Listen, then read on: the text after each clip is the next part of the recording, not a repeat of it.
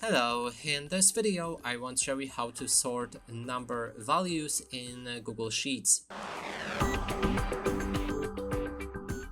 As you can see right here in the D column, I have some numbers and I want to sort them from 1 to 9. And to do this, we'll need to click on the data, select, or actually before that, pardon me for the mistake, we'll need to select all of the cells. So just click on the one cell that you want to start from and then hold shift and select the last one.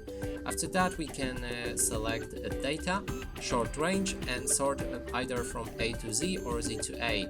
And if we go for A to Z, it should sort them from 1 to 9, and if we decide on Z to A, it will sort them from 9 to 1. So from the biggest number to the lowest one.